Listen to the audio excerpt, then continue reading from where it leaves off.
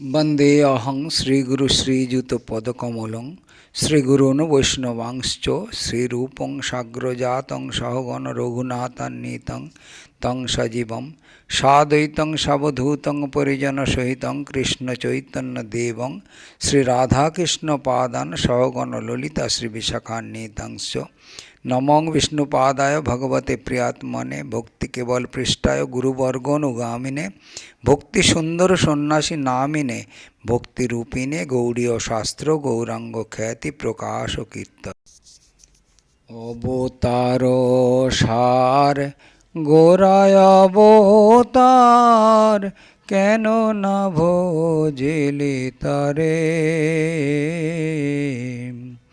করিনি রে বাস গেল না পিয়াস আপন করম ফেরে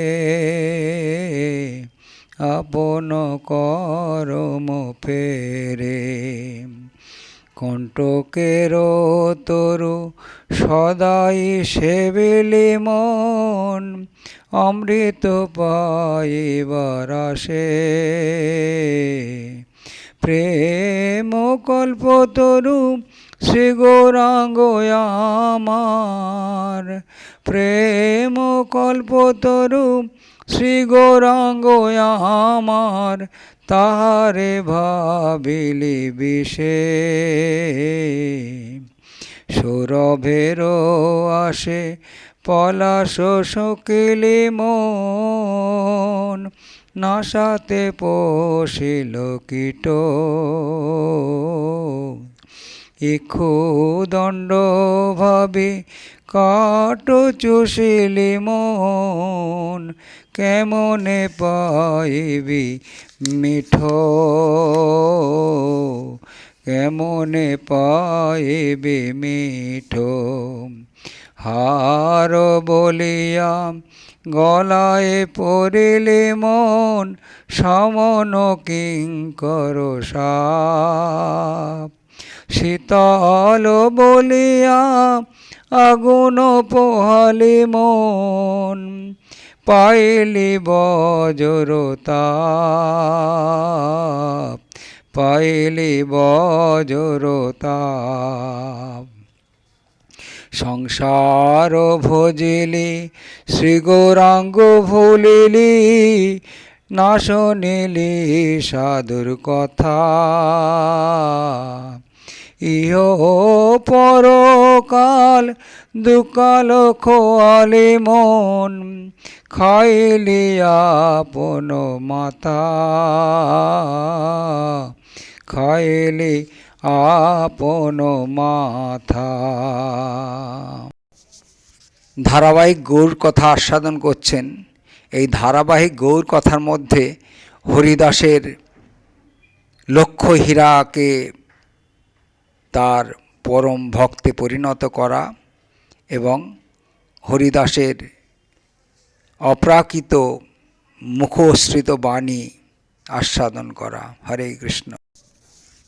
লক্ষ্য হীরাকে নাম আসনে বসিয়ে চাঁদপুরে বলরাম আচার্যের ঘরে এসে উঠল হরিদাস।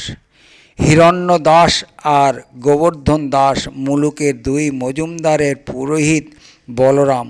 রঘুনাথ দাস তখন বালক, পাঠশালার ছাত্র। প্রায়ই সে আসে হরিদাসের কাছে, যে নির্জনে পর্ণশালায় বসে কীর্তন ছাড়া আর কিছু জানে না। হরিদাসের কৃপা রঘুনাথের উপর গিয়ে পড়ল, যার ফলে পরবর্তীকালে নিমাইয়ের কৃপা পেল রঘুনাথ। একদিন বলরাম বহু মিনতি করে হরিদাসকে মজুমদারদের সভায় নিয়ে গেল। হরিদাসকে দেখে দুই ভাই হিরণ্য আর গোবর্ধন পায়ে পড়ে প্রণাম করল, সম্মানিত আসন দিল বসতে। পণ্ডিত সভায় অনেক সজ্জন বিদ্বান উপস্থিত। স্বভাবতই নাম মাহাত্ম্যের কথা উঠল। কেউ বললে, নামই মোক্ষ লাভের উপায়। হরিদাস, তুমি প্রত্যহ 3 লক্ষ নাম করো, তুমিই বলো নামের ফল কি? হরিদাস বললে, পাপ ক্ষয় আর মোক্ষ, এরা নামের প্রত্যক্ষ ফল নয়।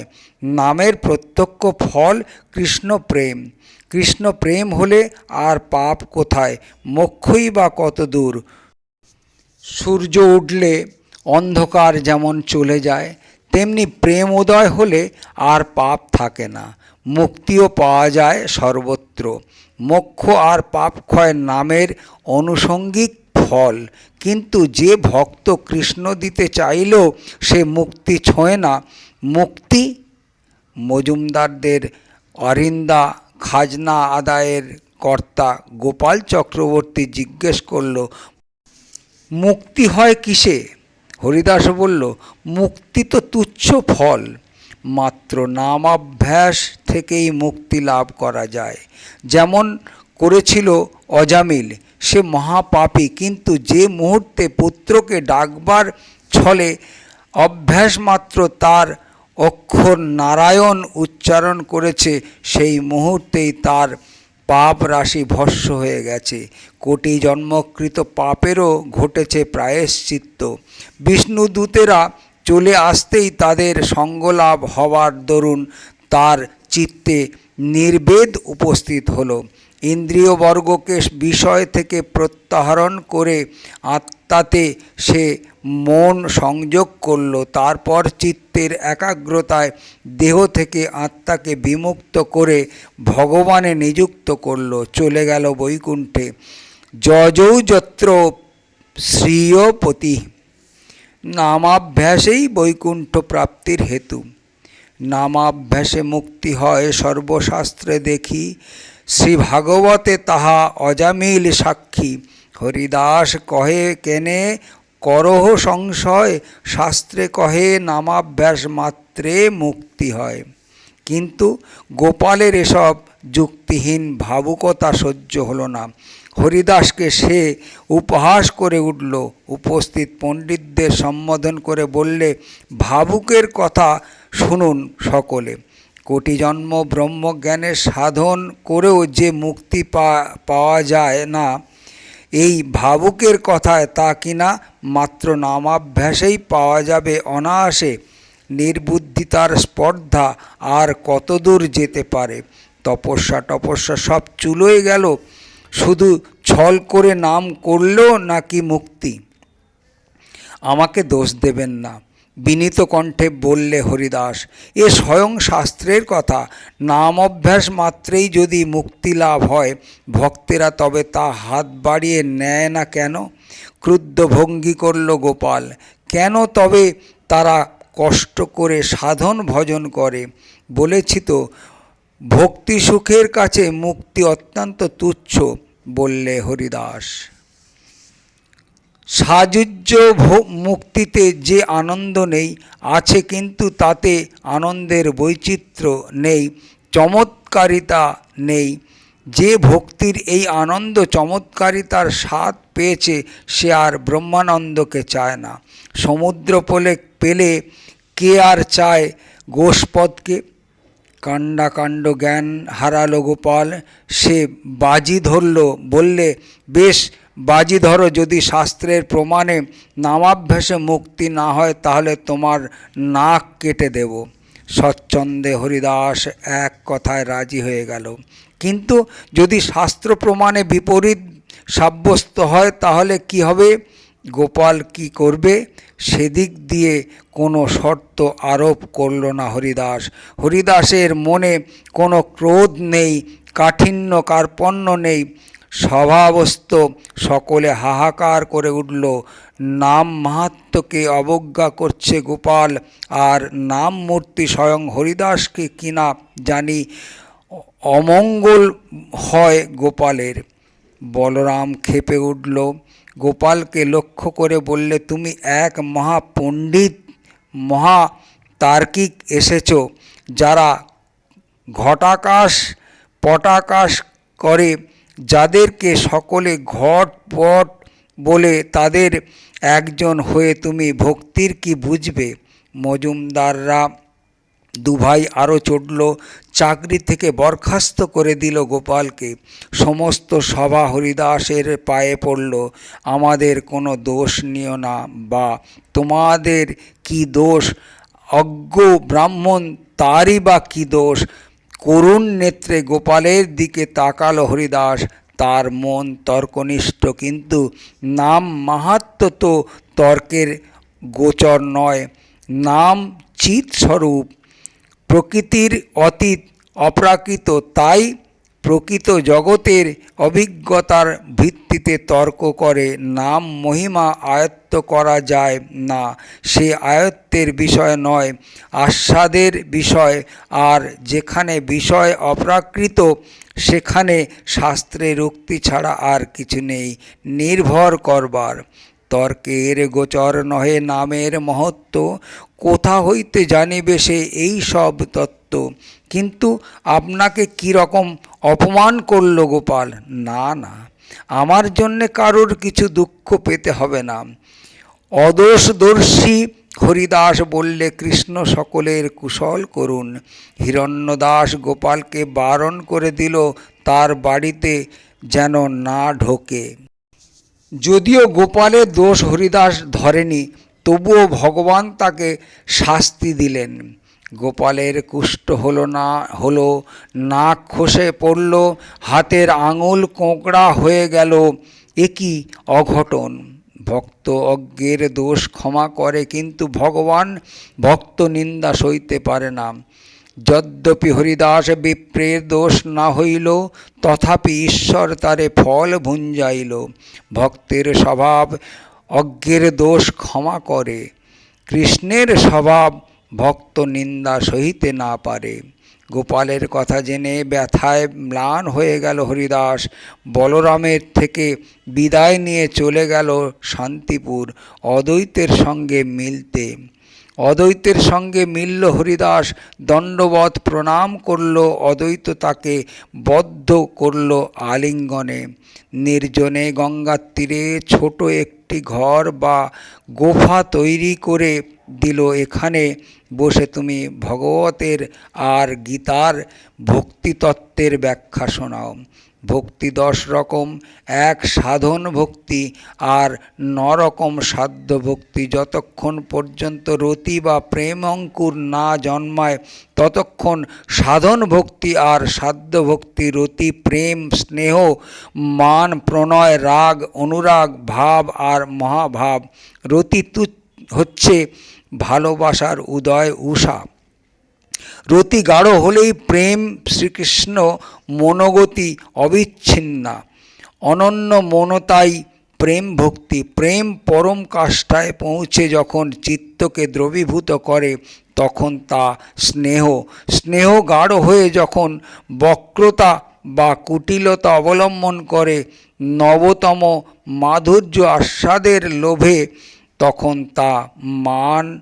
মান যখন গাঢ় হয়ে সম্ভ্রম বা সংকোচ বোধ বর্জন করে, তখন তা প্রণয়। প্রণয়ের উৎকর্ষে কঠিন দুঃখও যখন সুখের মতো অনুভূত হয়, তখন তা রাগ। রাগ যখন নতুন বৈচিত্র্য ধারণ করে, প্রিয়কে নতুনতর অনুভব আনন্দিত করে, তখন তা অনুরাগ। অনুরাগ মাধুর্য, তৃষ্ণার উপশম নেই। তৃষ্ণা শান্তি নয়, তৃষ্ণা বাড়ে নিরন্তর। অনুরাগের উৎকর্ষে যখন অশ্রুকম্প ইত্যাদি সাত্ত্বিক চিহ্ন দেহে ফুটে ওঠে, সমস্ত বিধি নিষেধকে নস্যাৎ করে দেয়, তখন তা ভাব। আর ভাবে যখন প্রিয় মিলন হেতু আনন্দের উন্মত্ততা জাগে, তখনই তো মহাভাব। আর গীতা কি বলে? গীতা বলে, মৎকর্ম পরম ভব। আর প্রীতির জন্যে কাজ করো, শ্রবণ কীর্তন অর্চন বন্ধন করো। যদি তা না পারো, আমাতে যুক্ত হয়ে সর্বকর্ম ফল ত্যাগ করো। অভ্যাসের চেয়ে জ্ঞান বড়, জ্ঞানের চেয়ে ধ্যান বড়, ধ্যানের চেয়ে আরও বড় কর্মফলের পরিহার। আর সেই ত্যাগেই পরাশান্তি। ভগবানের প্রিয় হও। কে ভগবানের প্রিয়? যে কাউকে দ্বেষ করে না, সকলের প্রতি যে মিত্র, তা ভাবাপন্ন, দয়ালু, মমত্ব বুদ্ধিহীন, নিরহংকার, সুখের দুঃখে সমচিত্ত, জমি সদানন্দ সমাহিত চিত্ত ও সংযত স্বভাব, দৃঢ় বিশ্বাসী আর ঈশ্বরে শরণাগত, সেই ভগবানের প্রিয়।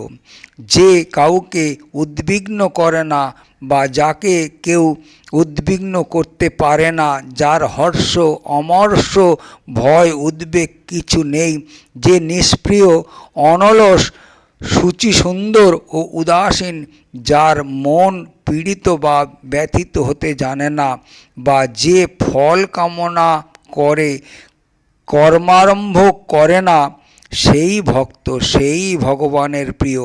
যে হৃষ্ট হয় না, দিষ্ট হয় না, যে বিত শোক বিতাকাঙ্ক্ষা শুভাশুভ বিচার করে কাজ প্রবৃত্ত হয় না, অর্থাৎ যার কর্ম পুণ্য বা পাপ দ্বারা প্ররোচিত নয়, যার শত্রু মিত্রে শীতে উষ্ণে সুখে দুঃখে মানে অপমানে নিন্দা স্তুতিতে সমবুদ্ধি, যে সংযমতবাক যদৃচ্ছা লাভে সন্তুষ্ট, গৃহাদিতে মমতাভি মানশূন্য, অথচ যে স্থিরমতি, সেই ভক্তিমানই ভগবানের প্রিয়। ভগবানের প্রিয়ত্ব অর্জনে যত্নপর হও। হরিদাস অদ্বৈতকে বললে, তুমি আমাকে কেন রোজ খেতে দিচ্ছ?